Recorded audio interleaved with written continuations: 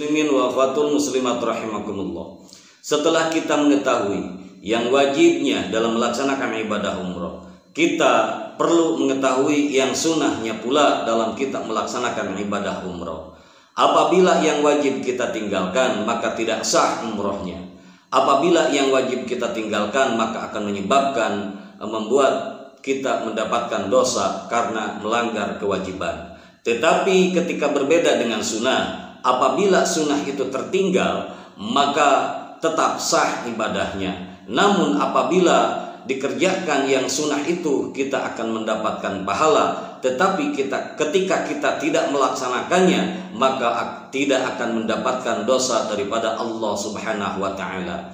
Namun sebaiknya, alangkah baiknya kita mengerjakan semua yang sunnah-sunnahnya itu.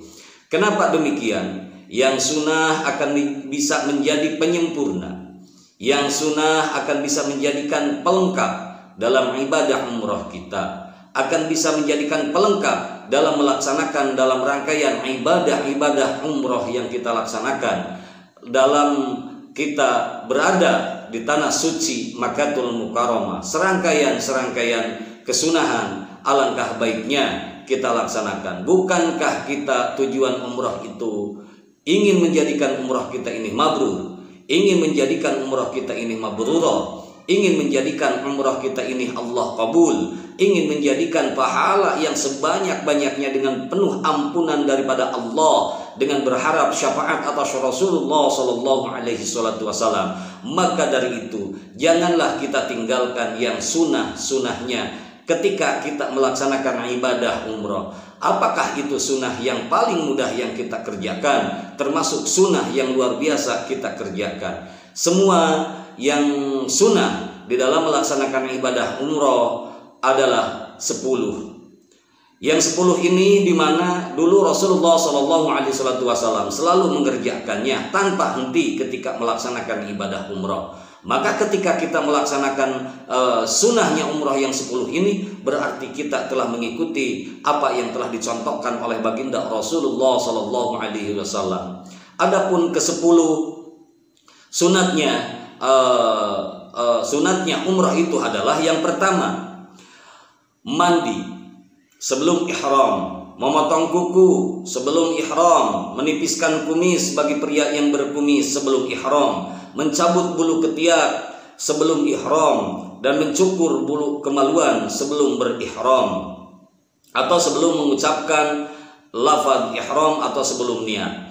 Karena ketika memotong kuku setelah ihram, bercukur setelah ihram, sebelum sa'i, sebelum selesai rukun ihram, maka itu akan menjadikan batal. Ini sebaliknya, sebelum kita berihram, sunat kita mandi lebih dahulu, membedakan kukunya dulu atau memotong kukunya terlebih dahulu, menipiskan kumis, mencabut bulu ketiak, dan mencukur rambut kemaluan sebelum berihram atau sebelum mengucapkan niat ihram. Yang kedua yang menjadikan sunnah atau yang selanjutnya yang menjadikan sunnah dalam umroh adalah memakai minyak wangi setelah mandi.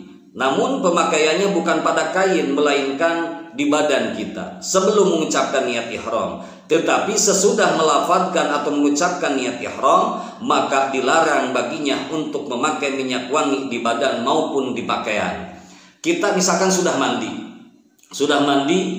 ambil minyak wangi, ditempelkan ke badan, bukan pada kain, tetapi pada badan. Tetapi memakai wewangian ketika kita sudah mengucapkan niat, sudah melafadzkan niat ihram, maka itu dilarang dan itu akan menjadikan batal ihramnya. Yang selanjutnya yang termasuk sunnah dalam mengerjakan ibadah umroh adalah berihram menggunakan 2 lembar kain putih. Yang satu namanya rida, yang satu namanya ijar. Apakah itu rida? Rida kain ihram yang disimpan di atas. Ijar yang menjadi sarungnya ketika kita berihram. Ini memakai ijar dan rida atau 2 kain putih dalam melaksanakan ibadah umroh itu untuk laki-laki, berbeda dengan perempuan. Perhatikan kainnya harus berwarna putih, tidak boleh memakai warna-warna yang lain karena menjadikan lambang kesucian. Yang selanjutnya mengucapkan talbiyah sambil mengeraskan suara kita. Apa itu kalimat talbiyah? Yang sering kita dengar adalah sebagai berikut, dan inilah anjuran talbiyah. Labbaika Allahumma labbaik, labbaika la syarika laka labbaik, innal hamda wa ni'mata laka wal mulk la syarika lak. Nah, itu diulang-ulang ketika kita melaksanakan tawaf, dimulai dari miqat kita, entah dari manapun itu miqatnya, baik dari Bil Ali, dari Tan'im, dari Ji'ranah, atau dari manapun. Yang selanjutnya yang termasuk sunnah dalam ibadah umroh adalah melaksanakan ittiba pada saat tawaf. Apa itu yang dimaksud dengan ittiba? Ittiba adalah melilitkan kain ihram ke bagian pundak kiri dan membiarkan pundak kanan terbuka melalui bawah ketiak kanan. Jadi kain ihramnya ya kalau kita kan ditutupkan. Misalkan kalau kita mau melaksanakan tawaf, maka sebelah tangan ini harus terbuka ke sini. Ujung kain yang sebelah kanan disimpan di pundak sebelah kiri, dan itu hukumnya sunnah. Dan ini berlaku untuk yang menggunakan kain ihram, untuk laki-laki. Untuk laki-laki, tidak untuk perempuan. Nah, bagi jemaah umroh atau haji lainnya, jika tidak memungkinkan jika tidak demikian, maka jika kita tidak melaksanakan ittiba, maka ada satu sunnah yang kita lewatkan. Yang selanjutnya, ketika kita melaksanakan umroh, sunnah mencium hajar aswad. Jika dirasa memungkinkan mencium, ciumlah hajar aswad, tetapi tidak mengganggu dan tidak membuat kerusuhan pada jemaah umroh ataupun haji lainnya. Jika tidak memungkinkan, cukup dengan menyentuhnya saja, menyentuh tangan dengan tangan, lalu mencium tangan itu. Dan jika masih tidak memungkinkan untuk menyentuh atau mengusap, maka cukup dengan berisyarat, yaitu dengan melambaikan tangan kanan dengan mengucapkan Bismillahi Allahu Akbar, lalu kita melanjutkan umrohnya. Dan itu dilakukan ketika di Hajar Aswad. Yang selanjutnya yang termasuk sunnah dalam melaksanakan ibadah umroh adalah menyentuh ruknul yamani. Apa itu ruknul yamani?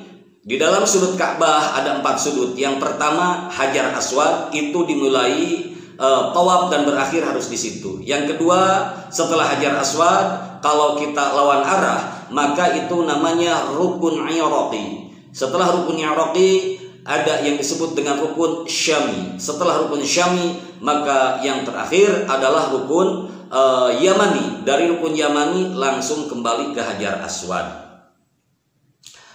Nah, di rukun Yamani ini, kalau ada kesempatan untuk sentuhlah rukun Yamani itu. Tetapi kita tidak bisa menyentuhnya, maka cukup dengan melambaikan tangan, tetapi tidak dengan mengecupnya. Apa tidak dapat menyentuh, maka tidak disunahkan untuk berisyarat melambaikan tangan. Jadi kesimpulannya, kalau ada kesempatan menyentuh, sentuhlah. Tetapi kalau tidak ada kesempatan menyentuhnya, tidak usah menyentuh, tidak usah berisyarat apapun. Lanjut aja. Kita melanjutkan tawaf itu sampai di Hajar Aswad.